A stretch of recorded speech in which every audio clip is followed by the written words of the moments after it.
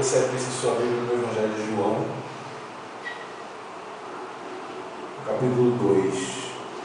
Evangelho de João, capítulo 2. Vamos ler a partir do verso 13.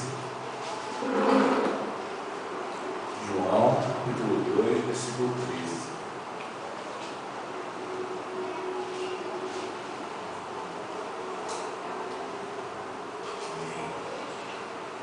Diz assim a palavra de Deus: Estava próxima a Páscoa dos judeus, e Jesus subiu a Jerusalém. E achou no templo os que vendiam bois e ovelhas e pombos, e os cambistas assentados.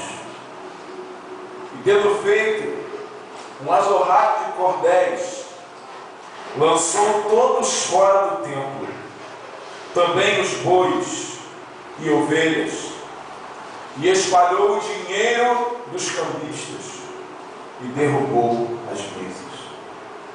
E disse aos que vendiam pombos: Tirai daqui estes, e não façais da casa de meu pai casa de comércio. E os seus discípulos lembraram-se do que está escrito: O zelo da tua casa me devorará. Responderam, pois, os judeus e disseram-lhe: Que sinal nos mostras para fazeres isso? Jesus respondeu e disse-lhes: Derrubai este templo, e em 3 dias o levantarei. Disseram, pois, os judeus: Em 46 anos foi edificado este templo, e tu levantarás em 3 dias? Mas ele falava do templo do seu corpo. Quando, pois, ressuscitou dos mortos, os seus discípulos lembraram-se de que lhes dissera isto, e creram na Escritura e na palavra que Jesus lhes tinha dito. E estando ele em Jerusalém pela Páscoa, durante a festa, muitos, vendo os sinais que fazia, creram no seu nome. Mas o mesmo Jesus não confiava neles, porque a todos conhecia, e não necessitava de que alguém testificasse do homem, porque ele bem sabia o que havia no homem. Amém. Senhor nosso Deus, nós te agradecemos por mais um dia de vida, continuando na tua presença. Eu te peço que o Senhor me dê a graça de trazer a tua palavra conforme o Senhor me entregou. Eu sei que tenho um monte de defeitos, eu sei que tenho muita incapacidade, Senhor, para trazer a tua palavra na boca de um pobre mortal como eu, mas que teu Espírito possa suprir essa deficiência que eu tenho e qualquer ser humano vai ter. Senhor, no nome de Jesus, que teu Espírito fale a cada um de nós, fale aqueles que assistem. É cada vez maior o número das pessoas que assistem, Pai, as pregações gravadas aqui. Que o Senhor fale com eles, liberte-os da religiosidade, liberte, Senhor, de lugares onde estão sendo enganados por lobos. Pai, que o teu Evangelho, ele liberte a cada um da religiosidade própria, do evangelicalismo vazio. Senhor, assim como liberta do pecado, do adultério, da prostituição, da ladroagem e etc. Pai, no nome de Jesus, guarda-nos segundo a tua mão aqui e fala conosco para a glória do teu nome. Amém. Bom, nós estamos aqui num domingo anterior à Páscoa. Então, por isso, hoje nós vamos descer daqui a pouco. E qual é a sinopse, né? Aliás, vamos aprender um pouquinho. Existem 3 evangelhos sinópticos. São eles: Lucas, Mateus e Marcos. Por que nessa ordem? Porque o Evangelho de Lucas provavelmente foi o primeiro a ser escrito. Porque Lucas não era um discípulo de Jesus. Ele era um médico que tornou-se discípulo de Cristo, provavelmente através do ministério de Paulo. E ele foi como um repórter entrevistando as pessoas pelos lugares em que Jesus passou e registrando os acontecimentos. E aí o Evangelho de Lucas foi a base que Mateus e que Marcos, provavelmente discípulo de Pedro, e escreveu o seu Evangelho ditado por Pedro, ou seja, se basearam no Evangelho de Lucas para dar a sua visão dos seus próprios evangelhos. E a sinopse está clara em Lucas, em Mateus e em Marcos. Ou seja, os acontecimentos são sinópticos, eles são cronológicos. O que não acontece no Evangelho de João. Por exemplo, se você pegar esse mesmo texto aqui, onde Jesus purifica o templo, e você for para o Evangelho de Mateus, por exemplo, você vai encontrar ele lá em Mateus 21. Né? Ou seja, no final do Evangelho de Mateus, com a linha cronológica de tempo correta, lá em Mateus 21. Cadê? No versículo de número 12. Né? Você vai encontrar lá em Mateus 21, 12, a purificação do templo. Em Lucas, você vai encontrar no capítulo 19. Mas em João a gente encontra no capítulo 2. Ou seja, o Evangelho de João não está preocupado em contar uma história, sinopticamente. João, ele é um evangelho diferente porque ele está centralizando na pessoa de Jesus e não na história do homem Jesus. Tudo é necessário para nós. É óbvio que os três evangelhos sinópticos nos fazem, mesmo não tendo andado com Cristo, através dos evangelhos a gente se sente andando com Ele. Mas João chama a atenção para algo muito importante. Por isso que ele escreve uma coisa que aconteceu lá no fim da vida de Jesus, no capítulo 2. Porque ele achou isso muito importante. Então, logo depois do capítulo 1, onde ele fala lá do verbo que se fez carne e habitou entre nós, ele fala do início do ministério de Jesus. Mesmo que ele não cite lá o deserto e a tentação, que é citado lá nos outros evangelhos, ele vai e cita o casamento de Caná na Galileia, e depois a primeira coisa que ele cita é a purificação do templo. Ou seja, num evangelho onde João está preocupado em demonstrar a pessoa de Cristo e o evangelho pregado por ele, a primeira coisa que ele fala é sobre Cristo ser Deus e ser o Verbo. A segunda coisa que ele fala é sobre as bodas de Caná na Galileia, onde ele iniciou os seus milagres. E a terceira coisa que ele fala é sobre a purificação do templo, ainda que tenha acontecido lá no final da vida de Jesus. E o que isso tem a ver com a gente? Tem tudo. Mais ou menos nesse período anterior à Páscoa, Jesus estava chegando em Jerusalém e as pessoas estavam com ramos nas mãos, por isso o domingo de Ramos, né? E diziam: bendito o que vem em nome do Senhor, hosana ao filho de Davi. Jesus chega a Jerusalém desta maneira, montado em um jumentinho, a gente sabe disso, por causa dos evangelhos sinópticos. Então todos são importantes. Não estou tirando a importância dos sinópticos. E Jesus vai ao templo. Por que eu li em João e não li em Mateus, não li em Lucas? Porque João dá mais detalhes sobre esta purificação. João diz: estava próxima a Páscoa dos judeus, e Jesus subiu a Jerusalém e achou no templo os que vendiam bois e ovelhas e pombos e os cambistas assentados. E tendo feito umas orragens de cordéis, ou seja, um chicote de cordas, né, que eram cordas amarradas, diversas cordas amarradas de forma a ficarem pontas de cordas. Então você imagina um chicote que fica com as pontinhas de várias cordas. E ele fez este chicote e começou a bater nas mesas. Fez umas orragens de cordéis para que com ele lançasse fora as pessoas que vendiam coisas no templo.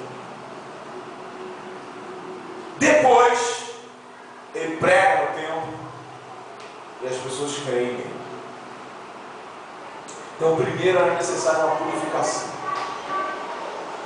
E aí depois, a gente sabe que nesse período, entre a chegada de Jesus a Jerusalém, semana que vem tem cantada de Páscoa, a gente vai ver muito bem essa história, contada, vista em vídeo.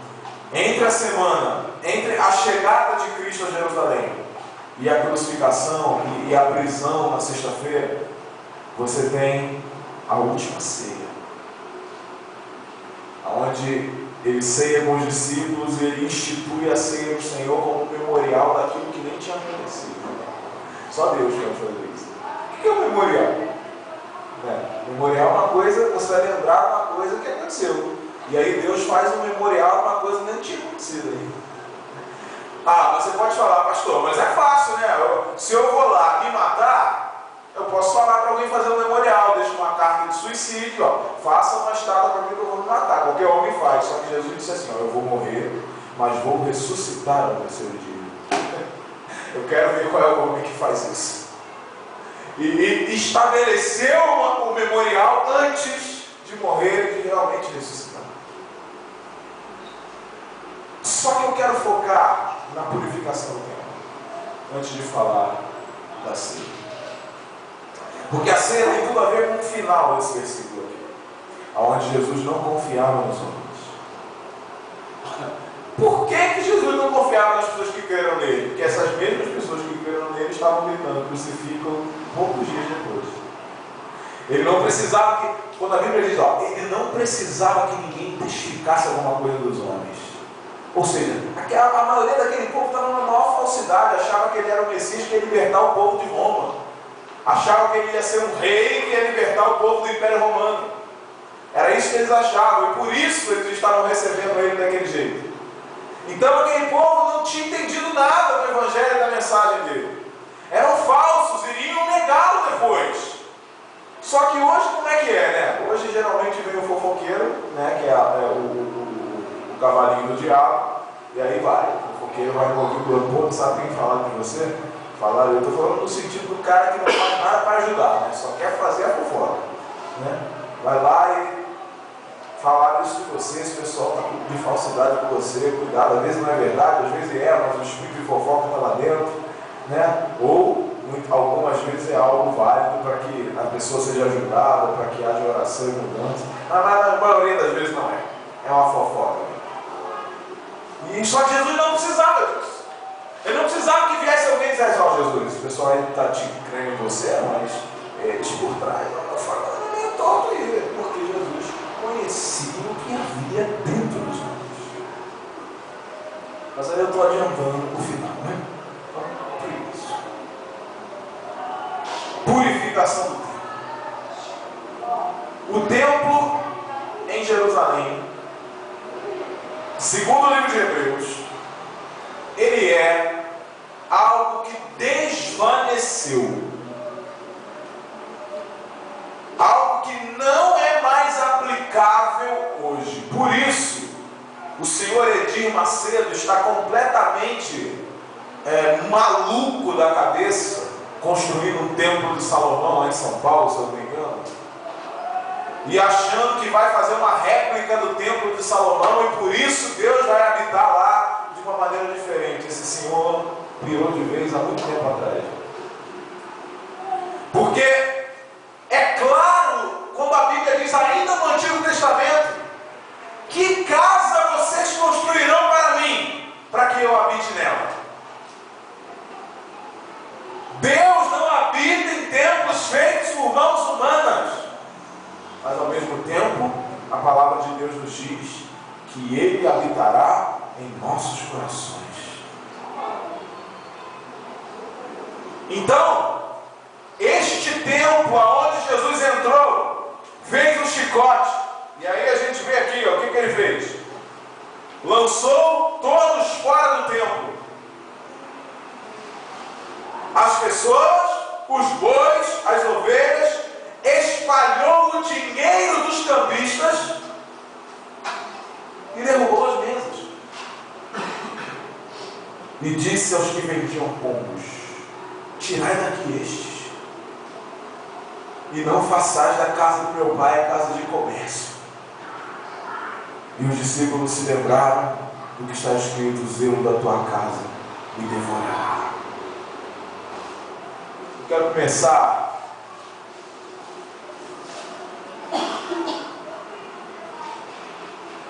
essa palavra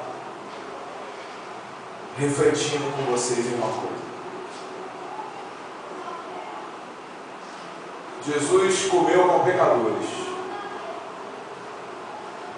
Jesus entrou na casa de publicanos, cobradores de impostos, e não virou a mesa de ninguém. Não fez um chicote para jogar tudo para o alto lá. Jesus esteve com fariseus que não deram honra a ele, enquanto uma mulher chegou e adorou diante dos seus pés. E aqueles homens de corações duros não criam nele, corações endurecidos. Mas Jesus não virou a mesa. Jesus chamou Levi, Mateus, cujo nome em hebraico é Levi, cobrador de impostos, considerado um traidor dos judeus.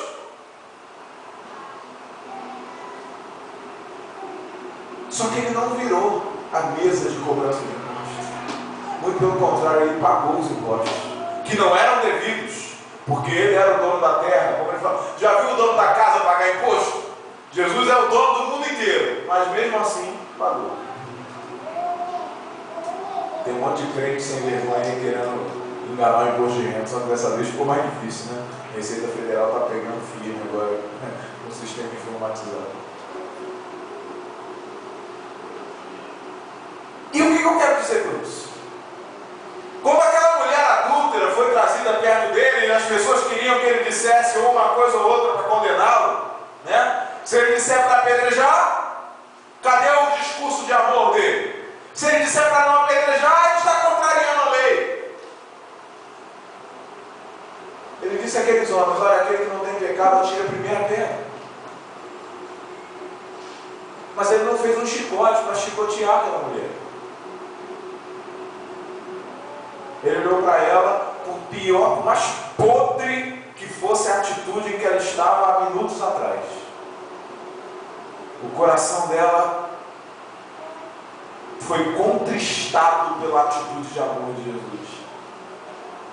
E ele não tratou ela desse jeito.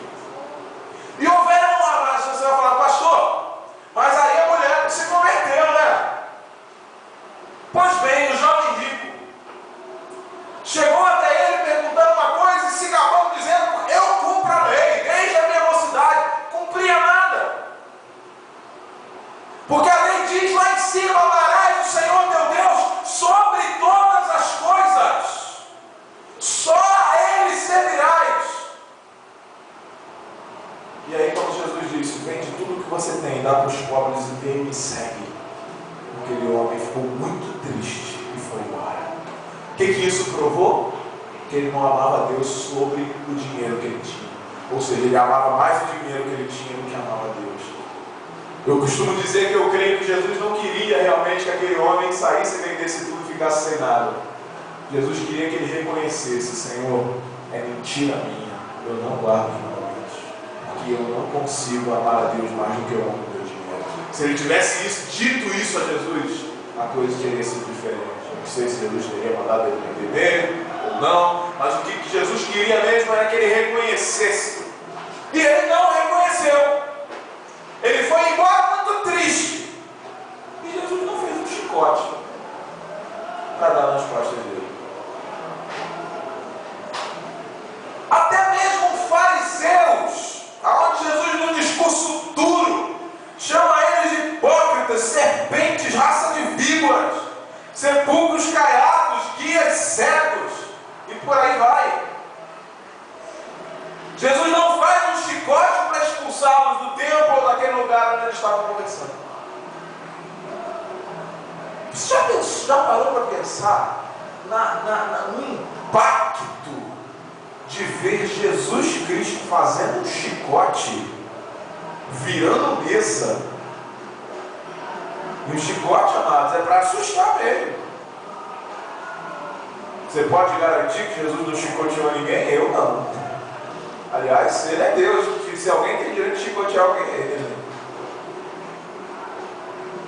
E ele destrói aquelas coisas todas. Você tem ideia? Até nos filmes que se fala sobre Jesus, eu sinto uma dificuldade do diretor do filme de demonstrar isso. Porque Jesus vem com uma atitude durante toda a sua vida e de repente ele toma uma atitude totalmente desproporcional ao que ele vinha tendo antes. Parece até uma coisa inventada, parece até uma coisa que não é verdadeira, mas pelo contrário tem a sua razão de ser na verdade, fundamentada na verdade. Então, sabendo que o templo de Salomão era uma sombra do que eu falei aqui na ministração do louvor, vou repetir porque estamos gravando a mensagem. O templo de Salomão é uma sombra que desvaneceu. O que sobrou como casa de Deus, sabe quem é? Quem está sentado ali do seu lado? Você e a igreja. Você é a casa de Deus. Você é o templo. Você, eu e todos aqueles nesse mundo que andam com Cristo e foram salvos, regenerados por sua graça. Então Jesus arranca o comércio, a venda, a ladroagem de dentro do pátio do templo, de dentro dos arredores exteriores da nossa vida. Porque as pessoas espertamente não estavam vendendo coisas lá dentro do santo lugar, porque eles não eram malucos, muito menos no Santo dos Santos, né? Seria o interior do nosso coração. Eles estavam vendendo no pátio, só que o pátio tinha um lugar sagrado. Quem lembra aí do que tinha no pátio exterior do templo? Tinha o altar e o holocausto, que é o símbolo da cruz de Cristo.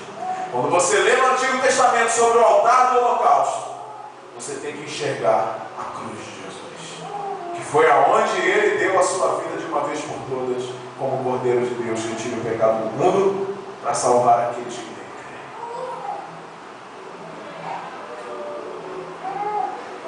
creem. E aí, sabendo disso, o problema da igreja não são instituições. O problema da igreja não são as igrejas.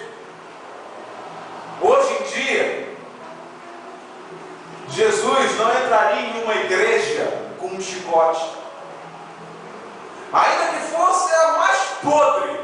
Por quê? Porque a igreja é só uma instituição. Como eu já disse aqui, podia ser uma associação qualquer, podia ser a associação dos simpatizantes, dos que oravam na garagem há 10 anos atrás. Pronto, podíamos ser essa associação. Para além, é a mesma coisa. A associação dos ribeirinhos do Amazonas, a associação dos trabalhadores, um sindicato. Pronto, quantos sindicatos tem no Brasil? Associação sem fim lucrativo, é a mesma coisa que uma igreja. Uma ONG. Quantas ONGs não tem aí? Aliás, muitas mamando das tetas do Estado por aí, até não poder mais. Algumas sérias, né? Mas por que Jesus não entraria em uma igreja com um chicote hoje? Porque o templo de Salomão não é equivalente a isto aqui. Pelo amor de Deus, entendamos isso. Você que está me assistindo, entenda isso. O templo bíblico de Salomão, o tabernáculo, não é a parede da igreja que você vai. É você, sou eu. E o que Jesus daria chicotada era nas atitudes que eu, você ou qualquer outra pessoa que se diz igreja e servo dele tomam em nome dele, trazendo o comércio para dentro da sua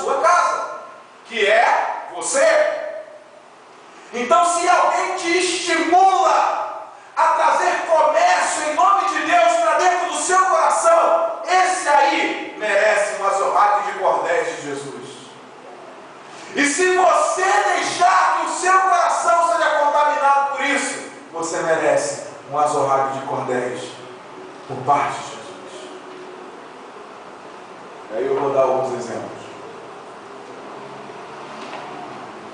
Vou começar com as igrejas, empresas. Agora, sabe, amados, como empresário, a gente sabe como dá trabalho, né? Antigamente eu era empregado, e aí quando tinha feriado, eu ficava todo feliz. Nossa, eu não vou trabalhar. Agora, quando tem feriado, eu fico feliz, mas eu fico chateado, porque é um dia menos de trabalho, né? E eu preciso trabalhar. E a gente se coloca um pouco do outro lado, mas o que eu quero dizer realmente é que não tem nada que dê mais lucro nesse país hoje do que abrir uma igreja. E quando eu digo igreja, eu não estou falando da instituição orgânica, daquilo que Cristo fez aqui, ó, e aí dentro de você morrendo na cruz. Não, não é isso, não. Estou dizendo abrir uma igreja. Não tem negócio melhor do que igreja. Porque você, para começar, não paga imposto. Não dá satisfação para o governo daquilo que entra, que sai, que deixa de acontecer. Isenção total. A contabilidade é só para constar. Nós fazemos a nossa. O contador fazia mensalmente, passamos a não ter dinheiro. Hoje eu mesmo faço. Ele olha, assina, mas eu não era obrigado a fazer isso. Faço porque quero. Não é obrigado a enviar para o governo nem o RAIS, nem a declaração de fechamento de balancete. Mando porque quero. Estamos lá atualizados com o governo. Mas as igrejas podem ser, e são na maioria das vezes, verdadeiras lavanderias de dinheiro. Da onde? Ah, meu Deus, eu não quero saber isso. Do jogo do bicho, do tráfico de drogas, do tráfico de pessoas, como está na moda essa novela longa. Qualquer dinheiro sujo, bota na igreja que ele está limpo. E não é porque Deus lava ele, não. É por causa dos cambistas interiores, cheios de maldade e comércio dentro de si. E como um exemplo, não vou pegar o irmão Ivan hoje, vou pegar o irmão Fábio. Vamos dizer, o irmão Fábio é o nosso irmão abençoado aqui, quem está vendo aqui a filmagem não tem nada a ver, dá um exemplo que não tem nada a ver com ele. Ele é só um ator. Se o irmão Fábio sai aqui, pega uma arma, rouba um carro, pega esse carro e vende ele. E aí ele não tem como declarar esse dinheiro. Ele vai declarar como para a Receita Federal? Carro que eu roubei e vendi? Não. Ele tem um dinheiro sujo na mão, certo? E aí ele me procura aqui, pastor, estou com uma oferta aqui boa para abençoar o ministério. Eu quero abençoar a igreja, porque é assim que eles fazem. Quero abençoar a igreja. Só que é o seguinte, estou precisando de um favor seu. Eu vou dar o cheque aqui de 20 mil, o senhor fica com 5 mil, me devolve 15, tá? Eu quero dar 5 mil para a igreja, só que eu preciso descontar esse cheque de uma vez. O senhor desconta esse cheque e devolve 15 para mim. O governo não está olhando a contabilidade da igreja, não tem que prestar satisfação, pronto, limpinho. Ou vocês acham por quê que um monte de lugares aí dentro dos morros você encontra arma dentro das igrejas? Que é porque são obrigados? Às vezes podem até ser, mas muitas vezes não são. Convém. O traficante chega lá e diz assim, pastor, eu quero abençoar a igreja. É nós. É Deus. Estou aqui com uma bênção de 20 mil reais para a igreja do Senhor. O senhor desconta esse cheque aí de 300 mil, eu tomo aqui a bolsa com 300 mil, como oferta, dá entrada aí na igreja, o senhor me devolve 270, tá bom? É 30, eu falei, né? O senhor me devolve 280. E aí o pastor recebe a oferta de 20, só que ele na verdade recebeu 300. Como ele não tem que declarar, e não tem nenhuma lei que obrigue a declarar isso, e aí vai ter. Aí se levanta um governo sério no Brasil e resolve pegar isso, vamos dizer que é perseguição religiosa. Vamos dizer que estão perseguindo as igrejas. Se eu fosse presidente do Brasil amanhã, a primeira coisa que eu ia fazer era legalizar a contabilidade das igrejas. Não é cobrar imposto, eu manteria a isenção do imposto. Agora, tem que apresentar de onde veio as ofertas e para onde foram. Quando eu deixo que isso não aconteça, qualquer um faz o que quiser, dá o dinheiro pela igreja. Então, vamos lá. Entenderam como é fácil, né? Por que tem um monte de igreja de fachada por aí, né? E às vezes tem igreja mesmo, tem lá pastor, tem gente lá dentro. Aí outro dia aí foi preso não sei aonde aí uma moça e um homem, e eles tinham armas, um arsenal da igreja, droga, e não sei mais o que, eram procurados e estavam lá na igreja. E o povo da igreja estava defendendo eles, fizeram manifestação e tudo. Não, é mentira isso. E estavam lá. Para quem quisesse ler. Por que pegou? Por causa da auditoria na igreja? Não. Porque o traficante que lavava o dinheiro na igreja do cara entregou. Só pega assim. Se não delatar, ou Deus não for lá e der um jeito, não pega. Não pega. E aí eu quis dizer o seguinte com tudo isso.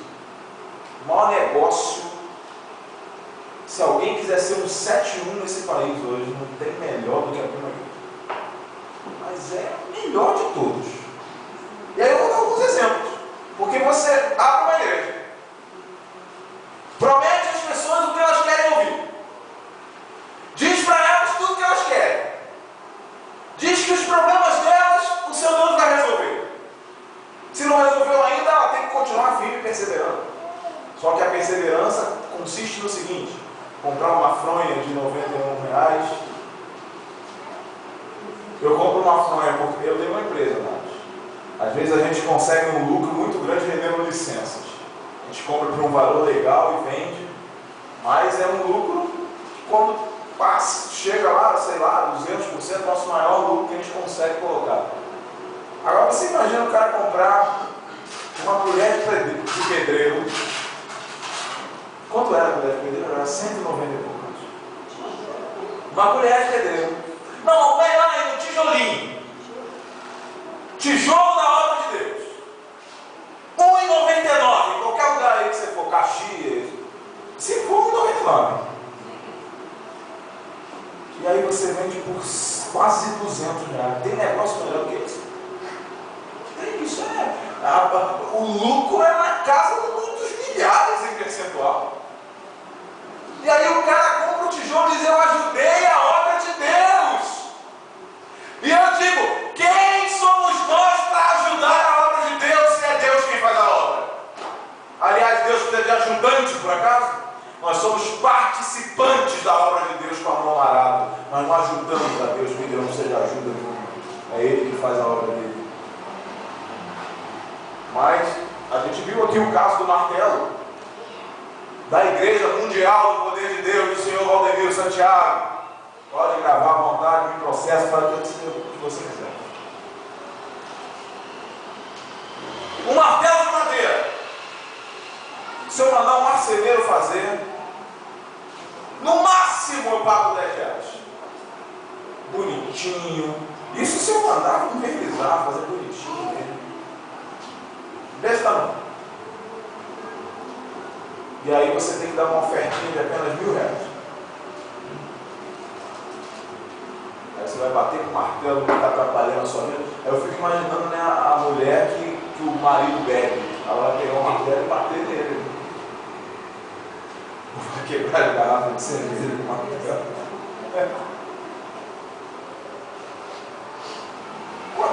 Que lucro é esse, irmãos? Que lucro é esse? 10 vezes 10. Quem é bom de conta aí? 100. Então, o que acontece com alguém que compra por 10 e vende por 100? Quantos por cento? É? Todo mundo concorda? 100% seria 20. 200% 200% seria? Quanto? 30. 300%? 40. 500%? E vai por aí. 1000%. O cara vende por 1000. Já fez a conta aí? Amados, é 2 casas decimais de percentual de lucro. E eu digo lucro porque aquilo ali é uma palhaçada, aquilo ali não é bíblico, aquilo ali não tem nem nome. E aí, pessoas fazem aquilo com comércio no coração,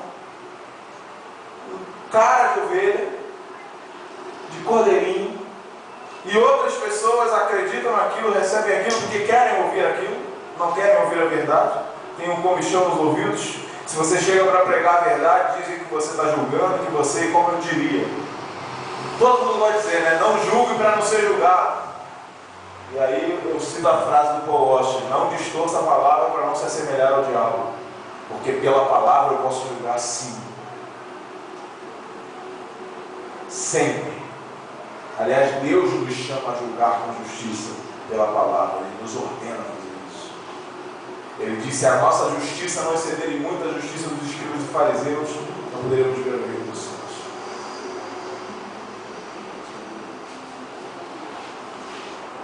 E aí a gente vê os cambistas do templo. Só que o templo não são as igrejas. O templo são pessoas. Os cambistas das pessoas. Vendendo bois, vendendo pombos, vendendo o que as pessoas querem. Agora, para que eram esses animais, hein? Para sacrificar a Deus, para quê? Eles sacrificavam esses animais a Deus para o perdão dos pecados, para serem aceitos por Deus, né? Primeiro motivo, para que você seja aceito por Deus, você deve sacrificar a lei, não é verdade? Jesus se sacrificou por nós de uma vez por todas, então já fomos aceitos. Só que o sacrifício não fica só no nome de uma cantata de Natal. É sacrifício da fogueira santa de Israel, né? Ou a Igreja Universal do Reino de Deus. Que lá em Copacabana, no Recreio dos Bandeirantes, o valor mínimo é 5 mil reais. Mas aqui na Vila Cruzeiro, o valor mínimo é meio salário mínimo, né? Então quer dizer que a fogueira ela é bem setorizada pelo dinheiro que cada um tem. Então, uma empregada doméstica que mora no trabalho, na Barra da Tijuca, não pode participar da fogueira santa na igreja lá, porque ela não tem 5 mil reais. Né? Por esse raciocínio. E aí eu estou vendendo o quê? Eu estou vendendo a aceitação de Deus na minha oração. Você quer cura? Você quer bênção financeira? Você quer o quê? Tem aí, ó, Deus te dá tudo aí. Tem um culto por semana, um culto de cada tema, o que você quiser tem aqui. Basta você fazer isso aqui, compra isso aqui, dá o teu dinheirinho aqui, compra isso aqui, usa a tua fé, compra o teu dinheiro, compra isso aqui e pronto, você vai ser aceito por Deus. Olha, se isso não é a mesma coisa que aqueles cambistas estão fazendo, eu não sei mais o que é. E Jesus, amados, teve uma atitude de repudiar aquilo, até usando de violência, não no sentido de fazer mal às pessoas, mas como a Bíblia diz, o zelo da tua casa me consumirá. O zelo do Senhor consome o coração do cristão quando vê uma coisa dessa. Aí eu vou sair um pouco das igrejas que são 171 criadas muitas vezes por Deus e no plano de Deus, mas que caíram na carne. Outras que já foram abertas mesmo para ser 171 e já viram que o negócio dá certo e é concorrência, né? Que a gente vê que é igualzinho, né? A coisa vai bem parecida. Vamos sair dessas. Vamos entrar em outro lugar aqui. O mercado gosta. cantores, bandas, adoradores, cheios do Espírito, sobe no altar, sobe no palco, fala língua estranha, cantam músicas lindas, maravilhosas, todo mundo emocionado. E aí dizem assim: Deus me chamou, eu estou exercendo o dom que Deus me chamou. Vai numa entrevista, né, com a dona Lili Barros, e diz que eu estava perdendo a voz, e Deus fez um milagre nas minhas cordas vocais. E aí, para eu poder exercer meu ministério, você chama ela para exercer um ministério, tem no mínimo 50 mil reais no bolso, senão ela não exerce o ministério que você chama. Isso é igreja? Isso é ministério? Isso é uma palhaçada. E merece a azorrague de cordéis. Quer processar? Processa, não quero nem saber.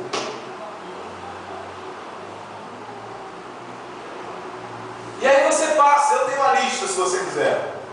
Não peguei de lugar nenhum, eu fiz. Passei a semana passada enviando e-mails para assistentes de cantores gospel.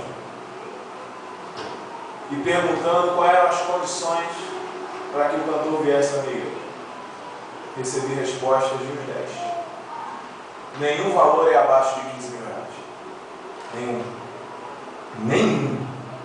E não é mínimo de venda de CD, não é pedir para vender o material, que isso eu acho até lícito, já a gente permitir que a pessoa venda o material. É cobrança, não é oferta. E aí alguns citam oferta mínima. Ora, vai para outro achar que é otário, né? Oferta mínima. O que é uma oferta mínima? Se o cara não receber oferta mínima, ele não vem. Se isso não for preço, eu já não sei mais o que é. E aí a gente ouve, né? Tão bonita a música, tão legal, tão especial. E aí a gente vê a Rede Globo se juntar com cantores e apostasia tomar conta.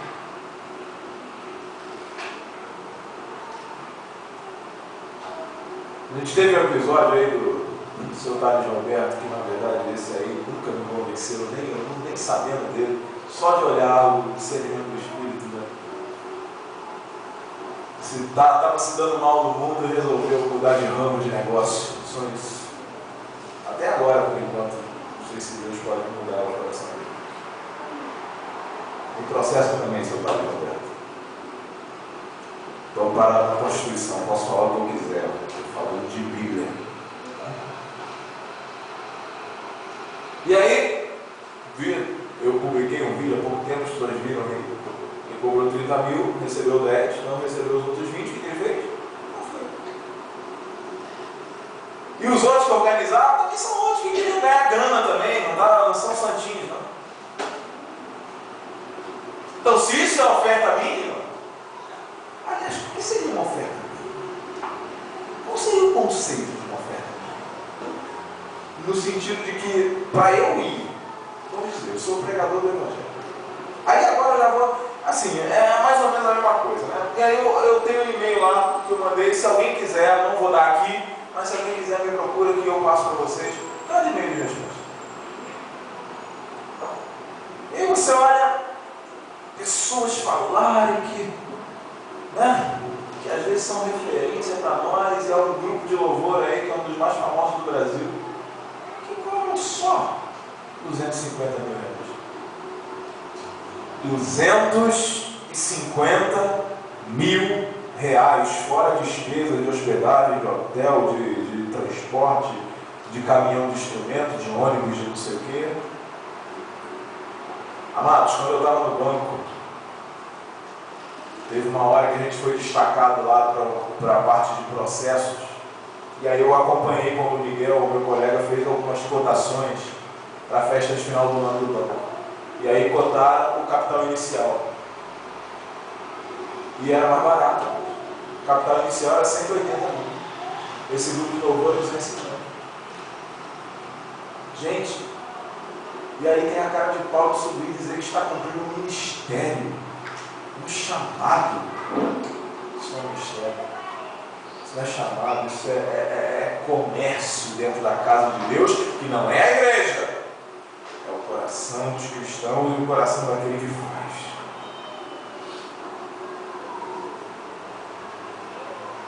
E aí você pega situações que eu não posso falar aqui porque eu não vi, apesar de ter fontes confiáveis, não vi, não estava lá, então não posso dizer, então eu falo o que eu vejo, né? Como eu falei aqui no testemunho. Eu falei Lucas, casando a terceira vez, está tudo normal, tudo muito bem, tudo bom. Dizendo que está exercendo um chamado. Se ele dissesse que ele é um artista, né? Que ele está fazendo a música, quer vender CD, ele é um artista, tudo bem, o problema é dele. Agora não abre a boca para dizer que está exercendo um chamado de Deus, não, que você vai ficar humilhado diante dos verdadeiros chamados de Deus, que talvez nunca gravaram CD, nem vão gravar, mas no céu são muito bem conhecidos, porque adoram a Deus em espírito e verdade. E aí você olha duas outras situações. Vamos falar dessa. Você vê a igreja dar motivos e razões para que as pessoas falem de nós. Sabe o que eu vou dizer para você? Tem razão. Tem razão que ele fala. Tem toda razão que eu também. Se eu fosse todo mundo falando, eu também. Eu sou pastor, eu estou falando aqui, ó. Tem razão, sabe por quê? Porque são poucos os que não são assim. Os que alguns não fazem, mas se calam. Para que a coisa continue como se fingindo que não vê. E aí, vai empurrando para a barriga. Mas se eu vejo, se eu não sou cristão, vamos dizer, eu sou cristão. Aí eu vejo um programa da LBV. E aí aparece o Paiva Neto lá com a carequinha dele. Começa a falar mansinho daquele jeitinho dele. E aí pega um bonequinho daquele Jesus que ele tem lá assim, né? Desenhado lá na LBV. Aí diz que aquele bonequinho ali vai fazer a sua evolução espiritual. É porque ele trabalha com evolução espiritual, né? A pessoa vai evoluindo, uma reencarnação, uma pseudo-reencarnação. A sua evolução espiritual vai multiplicar por 3. Basta comprar o bonequinho do Paiva Neto da LBV. E aí ele vende o bonequinho por R$100. Se o cara faz isso, eu vou dizer o quê? Você vai dizer o quê? Tá de brincadeira, esse cara é um sétimo. É muito otário quem vai lá e dá dinheiro ali. Não é isso que a gente vai dizer, ou pelo menos pensar? Aí a gente não vai pensar só porque está com o nome Igreja Evangélica? Pois eu digo e repito, do jeito que o termo é usado no Brasil, eu não sou evangélico, não me chamo de evangélico. Tenho vergonha de ser evangélico do jeito que faz o evangelho aí no Brasil. O evangelho não, o evangelho está muito bem. Agora, o evangelicalismo. Aí vamos passar para um próximo. Do mesmo jeito do cantor, o pregador. Hoje os pregadores é uma disputa impressionante, amados. Tem cristão no Facebook, eu tenho 2.000 e poucos amigos. Por causa da página da igreja, do site da igreja, eu acabo tendo muito amigo. Então tem quase 2.100, 2.200 amigos lá. E aí, você vê muita gente, e aí está lá o cara lá assim, ó. Aí está o outro assim. Aí está o outro assim. E está o outro, como é que é? Eu vi um, aí tá 3 pessoas aqui, o outro está atrás assim. E uma águia atrás dele. E o outro está. E o outro está aqui com o microfone, eles fizeram um Photoshop saindo fogo da boca dele, tá? Vocês estão rindo? Nunca viram isso não? DVD do fulano de tal, lançamento. E aí está lá defendendo a mensagem do cara. Os pregadores hoje querem aparecer, querem gravar um DVD, gente. Você conversa com as pessoas, não, meu ministério, Deus me deu meu ministério, eu vou gravar um DVD. É igual os cantores. Não querem adorar a Deus mais, querem gravar CD. Estamos Sodoma, em Gomorra? Onde estamos, gente? E aí o cara vai, aí grava o DVD, vai ficando famoso. Aí chega lá naquele congresso lá dos Gideões, lá, prega lá. E aí chega lá, Deus me trouxe até aqui, Deus me honrou. Como se aquele que não pregou nos Gideões, aquele que prega na rua, coitadinho, nunca pregou para mais de 10 pessoas, fosse pior que ele que está lá pregando nos Gideões. E aí vai um imbecil lá em cima do altar, daquele altar, e diz assim: ó, Deus vai te honrar. Hoje você está me vendo pregar aqui, amanhã é você que vai estar aqui em cima. Que tipo de promessa é essa, gente? Ou seja, a minha vitória está lá em cima, no lugar do pastor que está pregando hoje. Para eu estar lá, alguém vai sair. O que é isso? Se não comércio na casa de Deus. Ou não é? Sendo sincero, se não for, me expliquem, por favor. No comentário aí do canal do YouTube, me expliquem, por favor. Mas não venha me xingar não, porque eu não ligo. Me explique biblicamente, que aí eu vou conversar.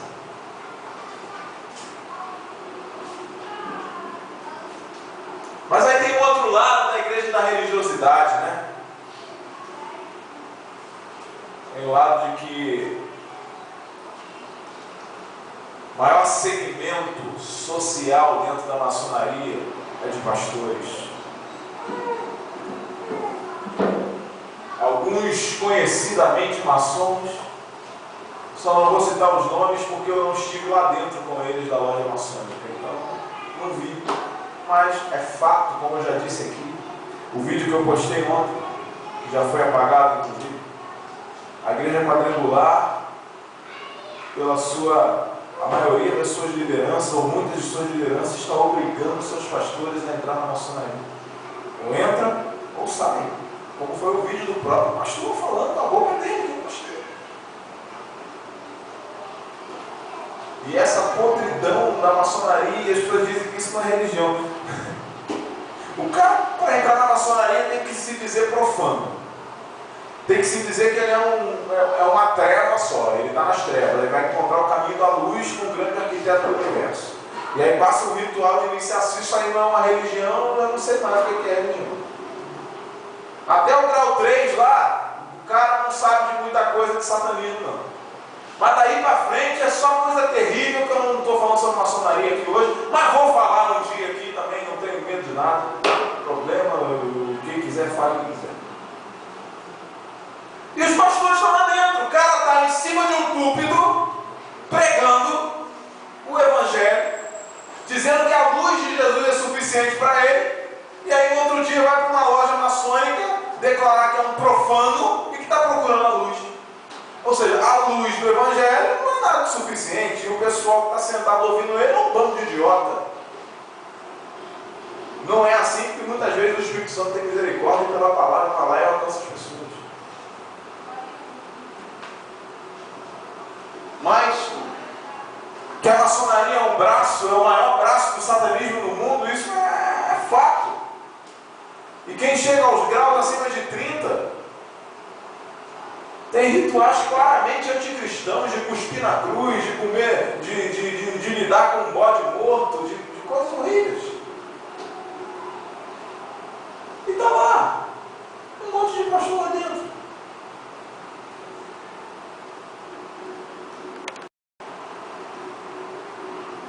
E aí vem para uma igreja que muitas vezes não são essas de 171, né?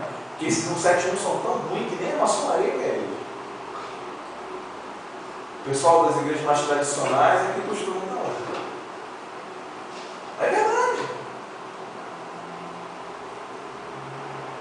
E aí, a Assembleia de Deus, que há 40 anos atrás era um estandarte contra a maçonaria das igrejas tradicionais. Por exemplo, vou cortar na minha própria pele, a igreja metodista.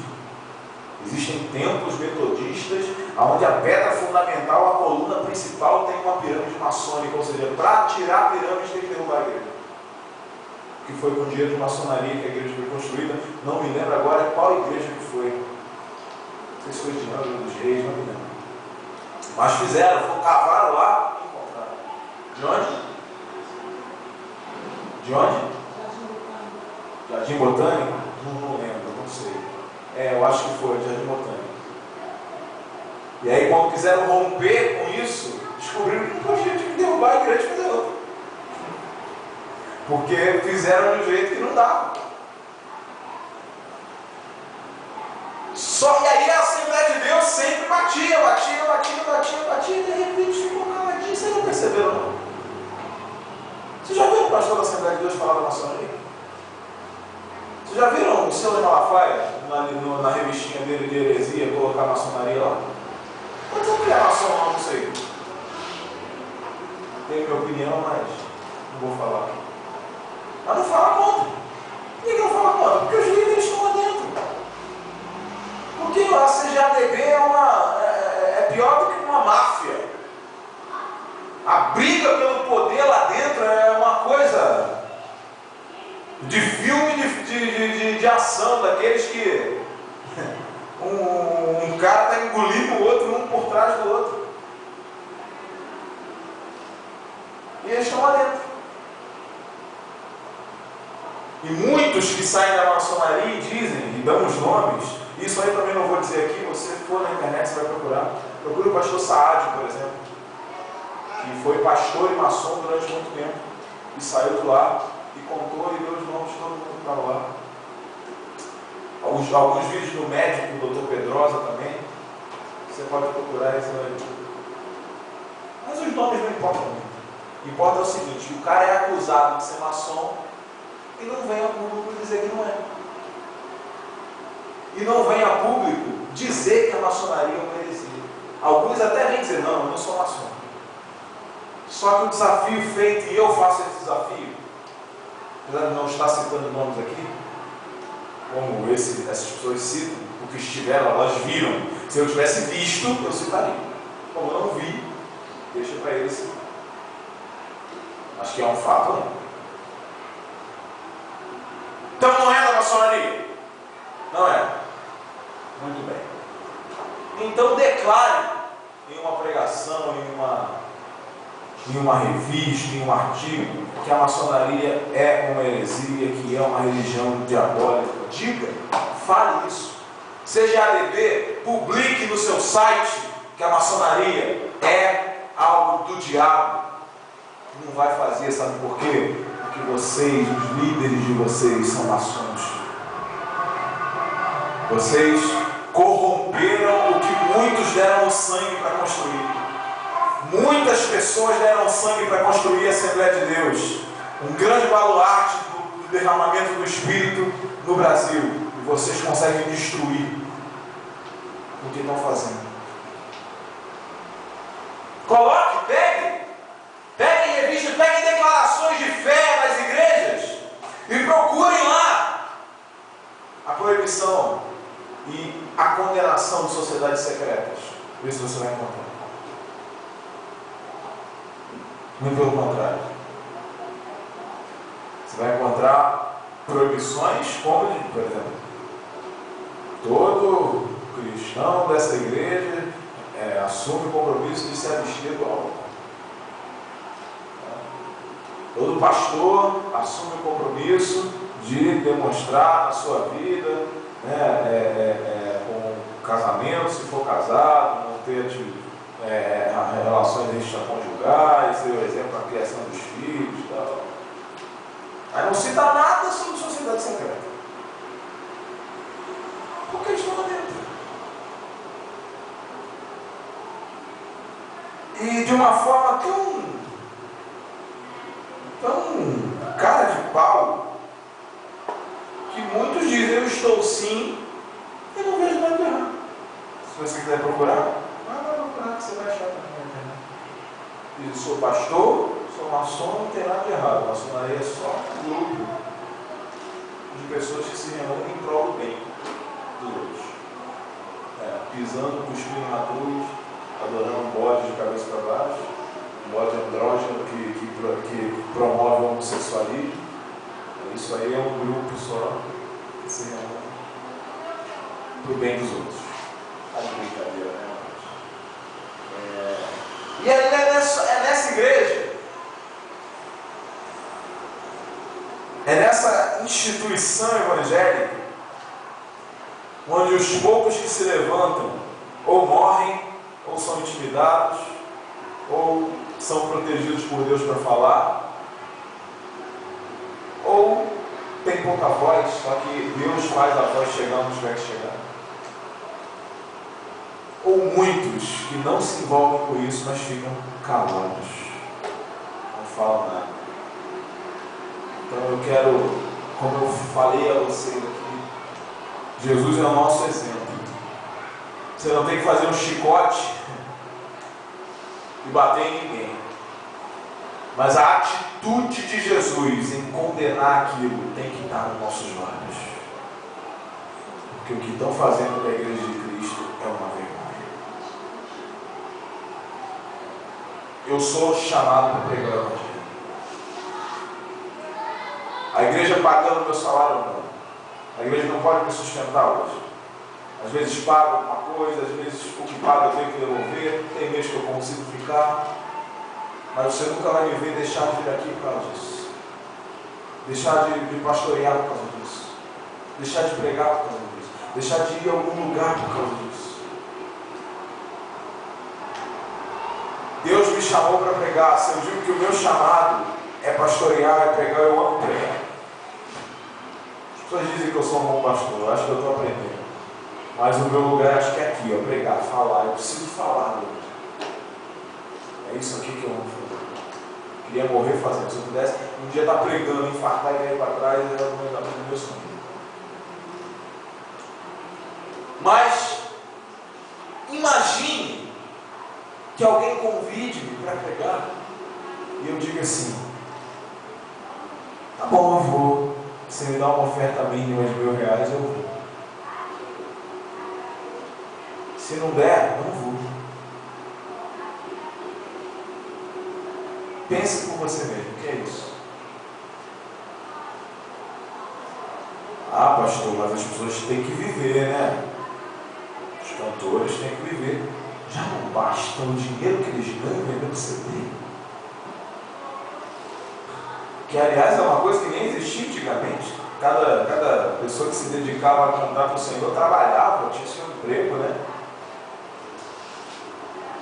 Ganham vendendo CD e ainda precisam cobrar.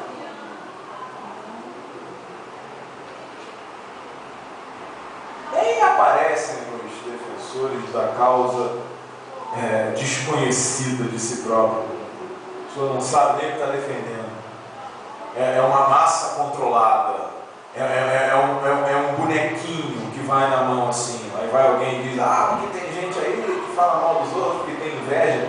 O dia que eu tiver uma inveja de um miserável desse, que Deus me fulmine, porque eu tenho inveja de cobrar para fazer, para atuar no meu chamado, eu estou perdido. A minha oração, eu amo todos eles, a minha oração é que eles se convertam, que eles saiam disso, que eles mudem. Que eles mudem a maneira de pensar, só que não dá para mudar e continuar na mídia. Se mudar, some. Como alguns. Muda e você é descartado. Você vê por acaso, com as músicas lindas que o Estênio Márcio compõe, você vê lá no Troféu Promessas, no Troféu Talento, até porque ele se descredencia. É outra história. É outro tipo de situação. Só que essas pessoas não têm o quê? Dinheiro.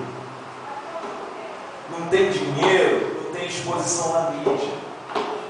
Não tem exposição na mídia, não tem simpatia das pessoas, porque as pessoas são manipuladas pela mídia. Só que essas pessoas têm algo muito maior do que dinheiro, tem algo muito maior do que mamão, tem o Senhor dos céus e da terra ao lado deles, e Deus nunca nos prometeu que seríamos arrebatadores de multidões, mas prometeu que pregando a verdade, através da verdade pregada, pessoas seriam iluminadas e a luz de Cristo, que nós refletíssemos com a nossa vida, daria frutos, e esses frutos seriam visíveis para a glória dele em Cristo Jesus.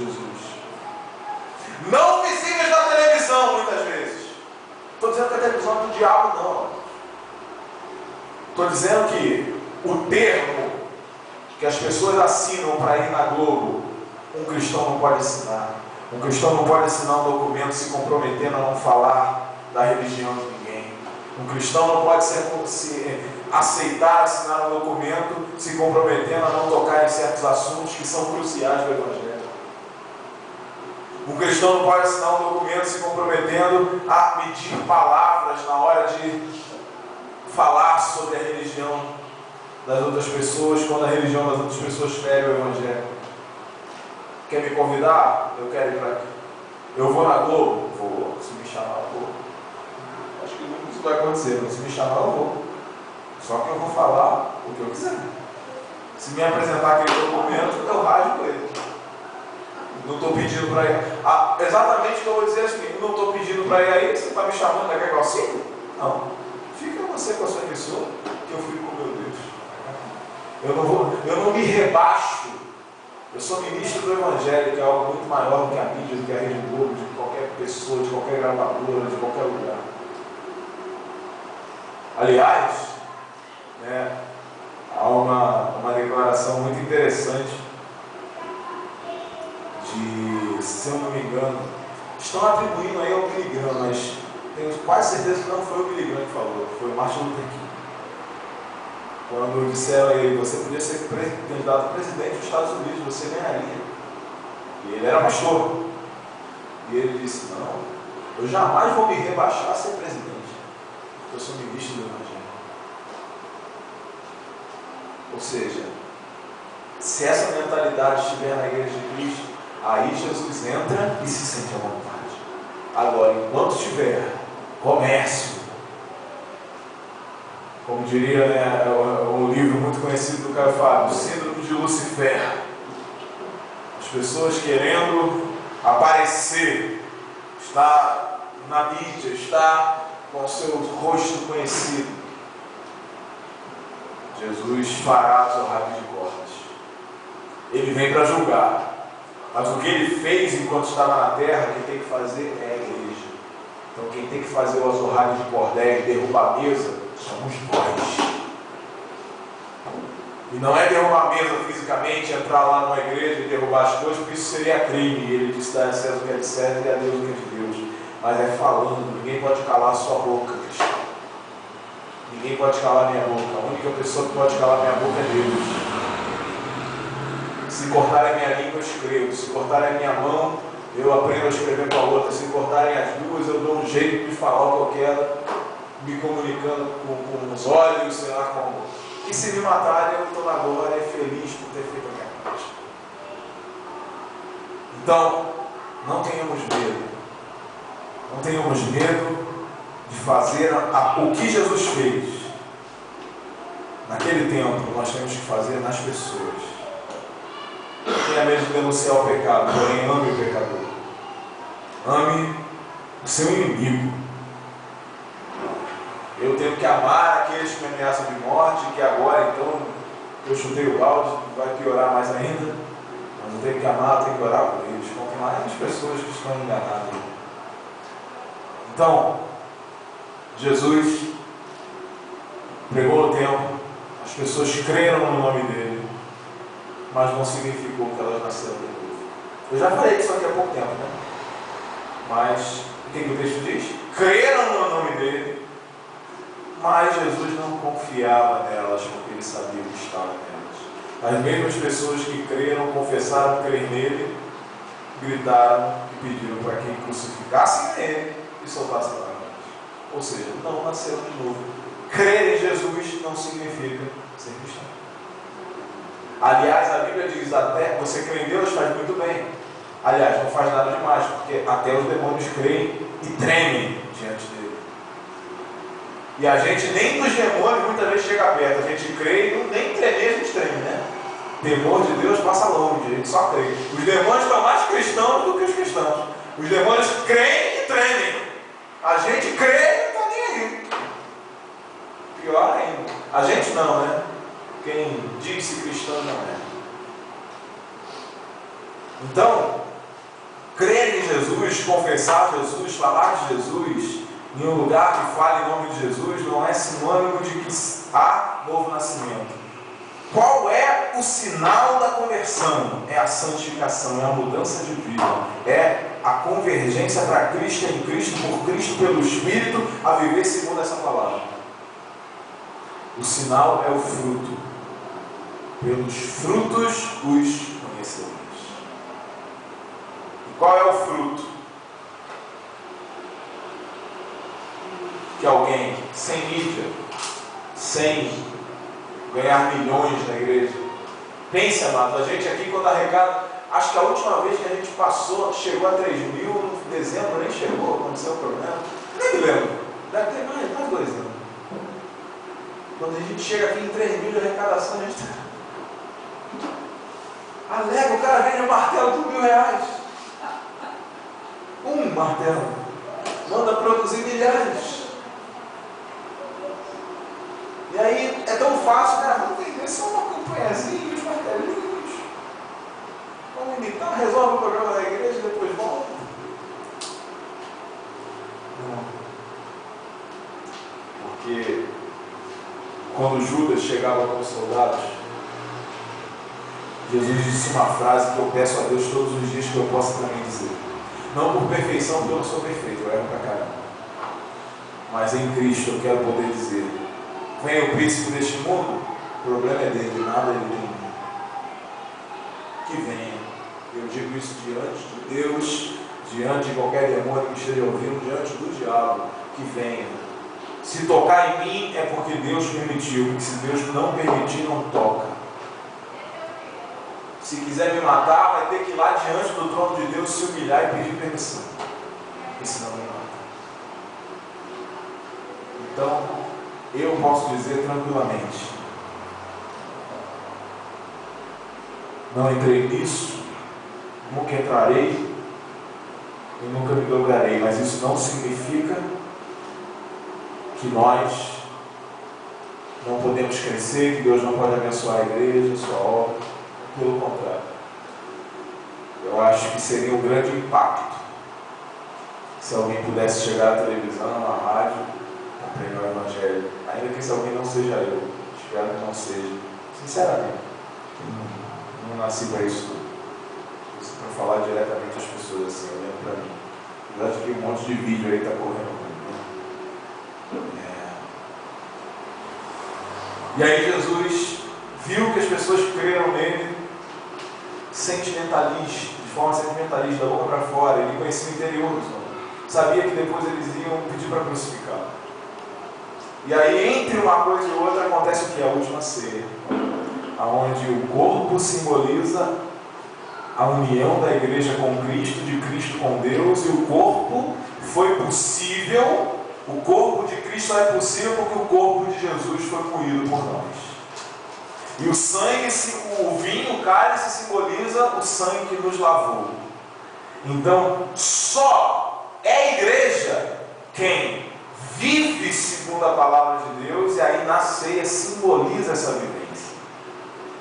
Por isso que Paulo diz, aquele que muitas comem para a sua própria condenação, que o homem tem que analisar a si mesmo. Que análise é essa? Você já está vivendo como cristão? Se não está, não sei. Porque a ceia não é algo mágico, a ceia é o resultado, é um memorial. Eu já sou, eu já vivo, já sou transformado, e por isso eu vou lembrar do que ele fez por mim. Então nem todos que creem comungam e são corpo de Cristo. Então aí quero terminar dessa maneira, e que nós possamos preparar a ceia do Senhor.